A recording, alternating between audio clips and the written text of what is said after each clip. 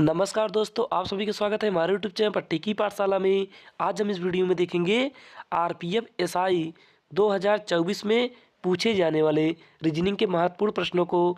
यदि आप RPF SI का पेपर देने वाले हैं तो यह वीडियो आपके लिए अत्यधिक महत्वपूर्ण होगा, क्योंकि दोस्तों मैंने अभी तक जितने भी प्रैक्टिस सेट हल कराए हैं उनमें से सभी प्रश्न आपके परीक्षाओं में हूबहू देखने के लिए ज़रूर मिला है। इसलिए दोस्तों आप लोग इस वीडियो को भी अंत तक जरूर देखना। और दोस्तों अभी तक आप लोगों ने हमारे इस चैनल को सब्सक्राइब नहीं की तो कृपया करके ज़रूर जाकर चैनल को सब्सक्राइब कर लीजिए और बेल आइकन को ऑल पर जाकर क्लिक कर दीजिए, क्योंकि दोस्तों मैं डेली इसी समय इस चैनल पर ऐसे ही प्रैक्टिस सेट हल कराता हूँ। तो देखिए दोस्तों, यहाँ पर हम देखेंगे तो यहाँ पर हमारे पास पहला प्रश्न क्या दिया है।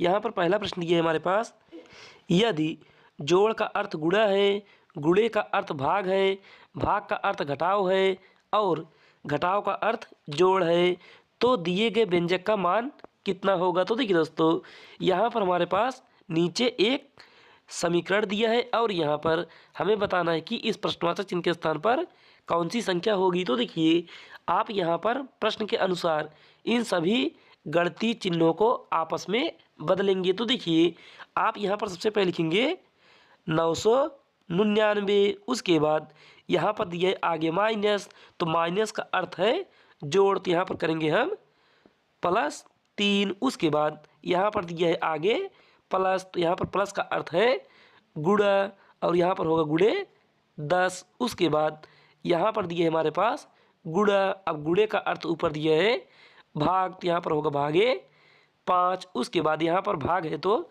भाग का अर्थ दिया है ऊपर माइनस यानी कि घटाओ, तो यहाँ पर होगा -4। अब देखिए दोस्तों, यहाँ पर हम 5 से अगर 10 में भाग देंगे तो यह जाएगा 2 बार।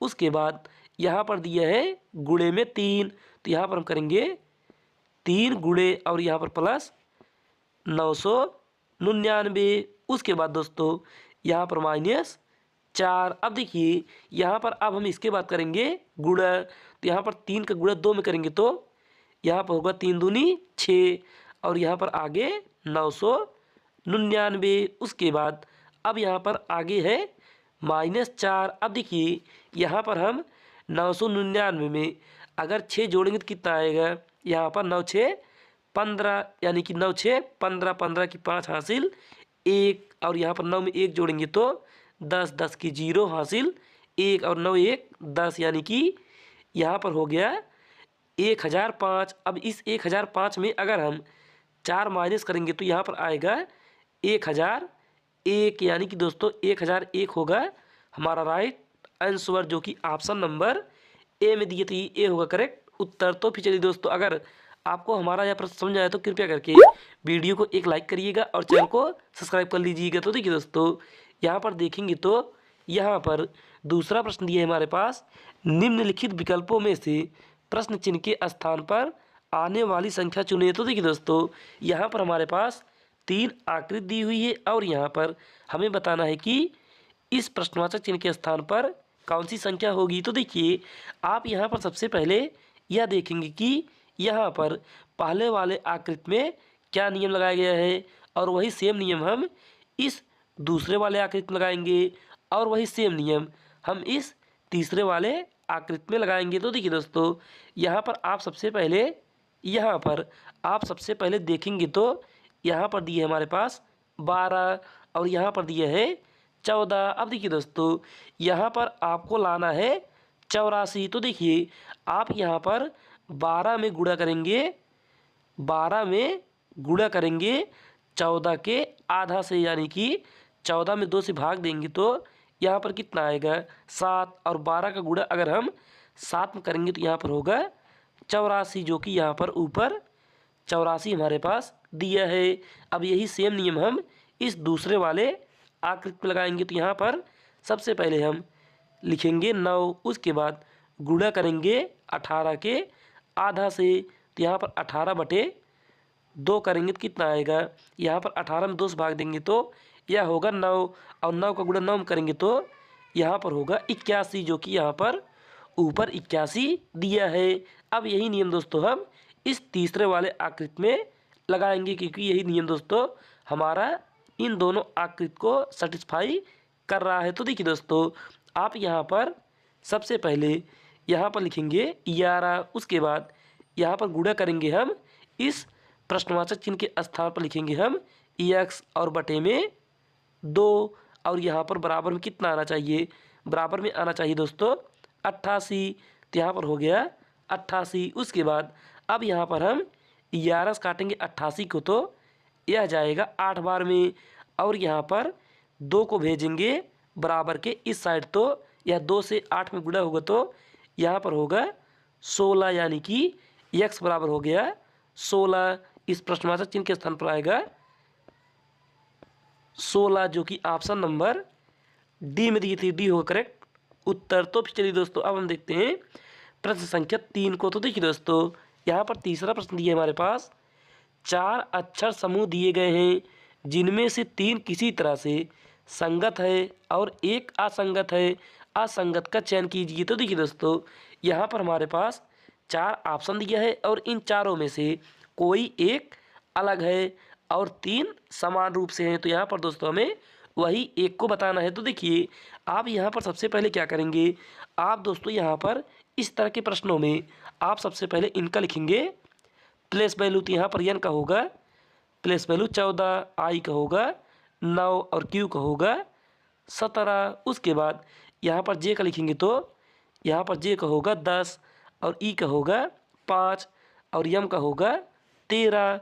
उसके बाद यहाँ पर यम का लिखेंगे, तो यहाँ पर होगा 13, एच का लिखेंगे तो यहाँ पर होगा 8 और क्यू का लिखेंगे तो यहाँ पर होगा 17। उसके बाद यहाँ पर यू का लिखेंगे तो 21, पी का 16 और एक्स का 24। अब देखिए दोस्तों, आप यहाँ पर देखेंगे तो यहाँ पर आपको दिखाई देगा कि अगर हम 14 में 3 जोड़ेंगे तो यहाँ पर होगा 17, और 10 में 3 जोड़ेंगे तो यहाँ पर होगा 13, और दोस्तों यहाँ पर हम 21 में 3 जोड़ेंगे तो यहाँ पर होगा 24। लेकिन दोस्तों ऑप्शन नंबर सी में अगर हम 13 में 3 जोड़ेंगे तो यहाँ पर होना चाहिए 16, लेकिन यहाँ पर दिया है 17, यानी कि दोस्तों यही हमारा इन चारों में से अलग है, यानी कि भिन्न है। तो यही ऑप्शन सी होगा करेक्ट उत्तर। तो फिर चलिए दोस्तों, अगर आपको हमारी वीडियो अच्छी लग रही है तो कृपया करके वीडियो को ज़रूर एक लाइक करिएगा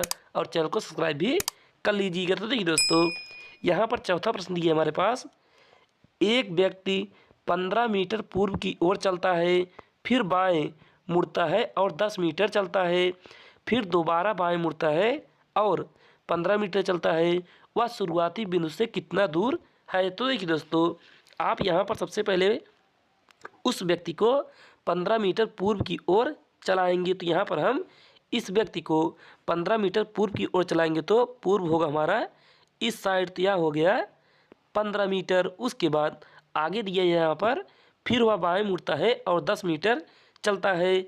अगर वह पूर्व की ओर चल रहा है तो इसका बायां होगा ऊपर, तो यह चलेगा फिर 10 मीटर। उसके बाद आगे फिर यहाँ पर दिया है, फिर दोबारा बाएं मुड़ता है और 15 मीटर चलता है, तो इसका बायां होगा फिर अब यहाँ पर पश्चिम के साइड, यानी कि इस साइड चलेगा, और यह चलेगा 15 मीटर। अब उसके बाद यहाँ पर हमसे प्रश्न पूछा है कि वह शुरुआती बिंदु से कितनी दूर है। तो देखिए दोस्तों, यहाँ पर वह यहाँ से वह चलना स्टार्ट किया और यहाँ पर वह जाकर यह समाप्त हो गया। तो यहाँ पर हम देखेंगे तो इसके बीच की दूरी और इसके बीच की दूरी समान है। तो यहाँ पर इन दोनों के बीच की दूरी कितना आएगा, क्योंकि यह दोनों होंगे बराबर में। तो यहाँ पर दोस्तों अगर 10 मीटर है तो यहाँ पर भी होगा 10 मीटर, जो कि ऑप्शन नंबर दोस्तों हमारे ए में दिए, तो ये ए होगा करेक्ट उत्तर। तो चलिए दोस्तों, अब हम देखते हैं प्रश्न संख्या 5 को। तो देखिए दोस्तों, यहाँ पर 5वां प्रश्न ये हमारे पास, एक महिला की ओर इशारा करते हुए निर्मला ने कहा, वह मेरी बहन की माँ के इकलौते बेटे की बेटी है। निर्मला का उस महिला से क्या संबंध है। तो देखिए दोस्तों, आपके आरपीएफ एसआई में ब्लड रिलेशन यानी कि रक्त संबंध के इस टाइप के भी प्रश्न पूछे जा रहे हैं, इसलिए आप इसको ध्यानपूर्वक अच्छे से देखिएगा। तो देखिए, यहाँ पर हमारे पास दिया है, एक महिला की ओर इशारा करते हुए निर्मला ने कहा। तो यहाँ पर हम बनाएंगे एक महिला को, महिला रहेगी तो उसे दर्शाएंगे हम वृत्त से, और पुरुष रहेगा तो उसे दर्शाएंगे हम चतुर्भुज से। तो इस महिला की ओर इशारा करते हुए निर्मला ने कहा, निर्मला को दर्शाएंगे हम यन से। उसके बाद आगे यहाँ पर दिया है वह मेरी बहन की माँ के इकलौते बेटे की बेटी है, यानी कि वह मेरी बहन की माँ इस निर्मला की एक कोई बहन है और उसकी माँ यानी कि निर्मला की माँ के इकलौते बेटे, यानी कि यहाँ पर उसका एक भाई होगा, बेटे की बेटी, तो यहाँ पर इस भाई का एक बेटी होगा। तो यहाँ पर निर्मला का उस महिला से क्या संबंध है? तो देखिए दोस्तों, यहाँ पर देखेंगे तो यहाँ पर यह लड़की यानी कि यह महिला आ गई यहाँ पर। तो यहाँ पर दोस्तों हम इसे इतना यहाँ से इसे हम हटा सकते हैं। तो देखिए दोस्तों, अब यहाँ पर बताना है कि इस निर्मला का इस महिला से क्या संबंध है। तो देखिए आप यहाँ पर देखेंगे तो यहाँ पर आपको बताना है कि निर्मला इस महिला की क्या लगेंगी। तो यहाँ पर दोस्तों अगर निर्मला के भाई की बेटी है तो निर्मला लगेंगी इस महिला की बुआ, यानी कि बुआ होगा हमारा करेक्ट उत्तर, जो कि ऑप्शन नंबर ए में दिए थे, यही होगा करेक्ट आंसर। तो फिर चलिए दोस्तों अब हम देखते हैं प्रश्न संख्या 6 को। तो देखिए दोस्तों यहाँ पर छठवां प्रश्न दिया हमारे पास, श्रृंखला में लुप्त संख्याएं a, b ज्ञात कीजिए और a प्लस b का मान ज्ञात कीजिए। यानी कि दोस्तों यहाँ पर हमारे पास एक श्रृंखला दी हुई है और यहाँ पर हमें बताना है कि इस a का मान और इस b का मान क्या होगा। तो देखिए आप यहाँ पर देखेंगे तो इस श्रृंखला में आपको यहाँ पर दिखाई देगा कि यहाँ पर सबसे पहली संख्या दी हुई है 25 और दूसरी संख्या है 36 और तीसरी संख्या है 49 और यहाँ पर हमें चौथी संख्या दोस्तों बताना है, यानी कि इसका मान हमें बताना है। तो देखिए आप यहाँ पर देखेंगे तो यहाँ पर अगर हम 5 का स्क्वायर करेंगे तो यहाँ पर होगा 25 जो कि ऊपर दिया है। उसी प्रकार से आगे यहाँ पर हम 6 का स्क्वायर करेंगे तो यहाँ पर होगा 36 जो कि ऊपर दिया है। और उसी प्रकार से आगे हम 7 का स्क्वायर करेंगे तो होगा 49 जो कि ऊपर दिया है। अब इसके बाद यहाँ पर दोस्तों हमने 5 का स्क्वायर किए, 6 का स्क्वायर किए, 7 का स्क्वायर किए, अब करेंगे हम 8 का स्क्वायर। तो यहाँ पर हम 8 का स्क्वायर करेंगे तो कितना आएगा, यहाँ पर होगा 64, यानी कि इस ए के स्थान पर आएगा 64। उसके बाद आगे यहाँ पर देखेंगे तो यहाँ पर दिया 81 होगा हमारा 9 का स्क्वायर। और उसके बाद आगे यहाँ पर हमें बी का मान बताना है। तो देखिए दोस्तों यहाँ पर 9 का स्क्वायर अब होगा 10 का स्क्वायर, तो 10 का स्क्वायर करेंगे तो इस बी के स्थान पर आएगा 100, यानी कि 100। अब देखिए दोस्तों यहाँ पर हमसे प्रश्न पूछा है कि a प्लस बी का यानी कि b प्लस ए का मान क्या होगा। तो देखिए आप यहाँ पर देखेंगे तो यहाँ पर b का मान 100 है और a का मान 64 है। 100 में 64 जोड़ेंगे तो यहाँ पर आएगा हमारे पास 164, यानी कि इसका मान होगा 164 जो कि ऑप्शन नंबर दोस्तों डी में दिया है। तो यही होगा करेक्ट उत्तर। तो फिर चलिए अब हम देखते हैं प्रश्न संख्या 7 को। तो देखिए दोस्तों यहाँ पर 7वां प्रश्न दिया हमारे पास, दिए गए संयोजनों में पैटर्न को देखते हुए आप प्रश्न द्वारा निरूपित संयोजन को कैसे व्यक्त करेंगे। तो देखिए दोस्तों यहाँ पर हमारे पास एक संयोजन दिया है और यहाँ पर हमें बताना है कि इस प्रश्नवाचक चिन्ह के स्थान पर कौन सा संयोजन होगा। तो देखिए दोस्तों आप यहाँ पर सबसे पहले क्या करेंगे, आप यहाँ पर सबसे पहले देखेंगे तो यहाँ पर ए के बाद दिया है जेड और सी के बाद दिया है वाई और ई के बाद दिया है एक्स, यानी कि दोस्तों इससे कोई मतलब नहीं बनेगा। तो यहाँ पर दोस्तों आगे हम नियम लगाएंगे तो यहाँ पर हम देखेंगे कि ए के बाद दिया है सी और सी के बाद ई। अब यहाँ पर दोस्तों ई के बाद क्या आना चाहिए, यहाँ पर अगर हम एक में 2 जोड़ेंगे तो यहाँ पर होगा 3 और 3 होगा सी।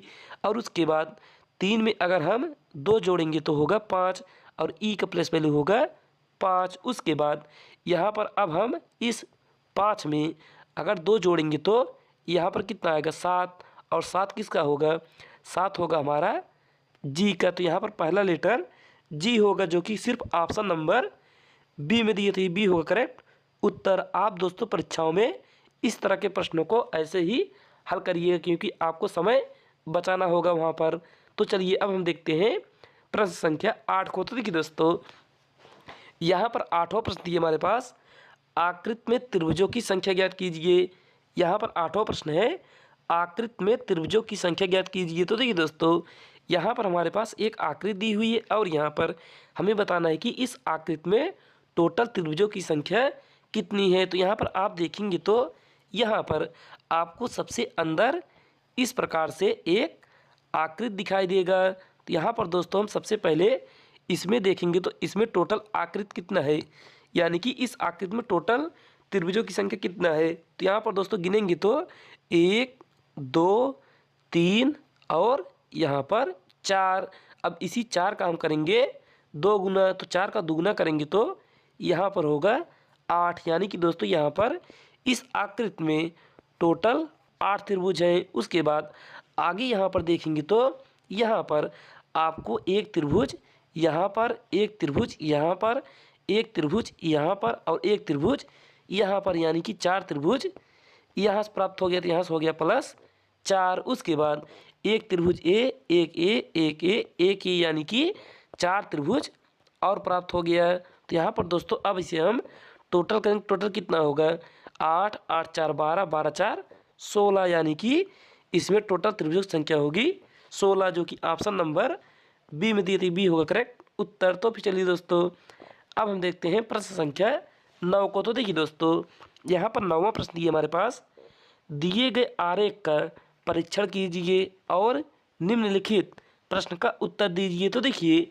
यहाँ पर हमारे पास एक आकृति दी हुई है और यहाँ पर इसी के माध्यम से हमें बताना है कि इसका राइट आंसर क्या होगा। तो देखिए आप यहाँ पर देखेंगे तो यहाँ पर नीचे हमसे पूछा है कि पिछड़े माने जाने वाले कितने व्यक्ति शिक्षित नहीं हैं, यानी कि पिछड़े माने जाने वाले कितने व्यक्ति शिक्षित नहीं हैं। तो यहाँ पर देखेंगे तो यहाँ पर शिक्षित का हमारे पास आकृति दिया है त्रिभुज, और यहाँ पर पिछड़े का आकृति दिया है वर्ग, और यहाँ पर नौकर पेशा यानी कि नौकरी पेशा का दिया है वृत्त। तो यहाँ पर दोस्तों हमें बताना है कि कितने पिछड़े माने जाने वाले व्यक्ति शिक्षित नहीं हैं। इसका उत्तर दोस्तों आप हमें कमेंट में बताएंगे कि इसका राइट आंसर क्या आएगा, क्योंकि दोस्तों यह आपका होमवर्क का प्रश्न है। आप इसका उत्तर हमें कमेंट में दीजिएगा। तो चलिए अब हम देखते हैं प्रश्न संख्या 10 को। तो देखिए दोस्तों,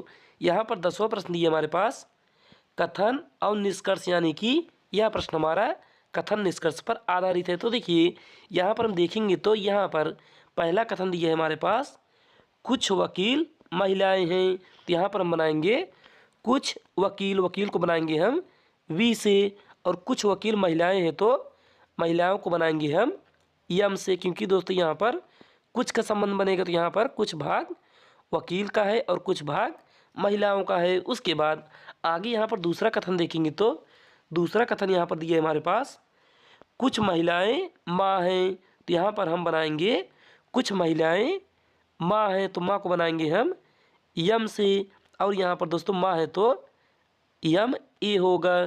तो देखिए दोस्तों अब यहाँ पर हमसे निष्कर्ष में पूछा है कि कुछ माँ महिलाएं हैं। यहाँ पर देखेंगे तो यहाँ पर कुछ माँ महिलाएं हैं, तो यहाँ से हमारा पहला निष्कर्ष सही हो गया, क्योंकि यहाँ पर कुछ का संबंध बनेगा। उसके बाद दूसरा निष्कर्ष देखेंगे तो दूसरा निष्कर्ष दिया है कुछ वकील, यहाँ पर दूसरा निष्कर्ष है कुछ वकील माँ हैं। तो यहाँ पर देखेंगे तो कुछ वकील माँ नहीं है, क्योंकि दोस्तों यहाँ पर वकील और माँ का कोई संबंध नहीं बनेगा। तो यहाँ से हमारा दूसरा निष्कर्ष गलत हो गया। तो यहाँ पर दोस्तों हम ऑप्शन देखेंगे तो ऑप्शन नंबर बी में, यानी कि ऑप्शन नंबर बी दिया है केवल निष्कर्ष एक अनुसरण करता है, यानी कि दोस्तों ऑप्शन बी होगा हमारा करेक्ट आंसर, यही होगा करेक्ट उत्तर। तो फिर चलिए दोस्तों, अगर आपको हमारा 10वां प्रश्न अच्छा लगा तो कृपया करके वीडियो को सबसे पहले एक लाइक करिएगा और चैनल को सब्सक्राइब करिएगा।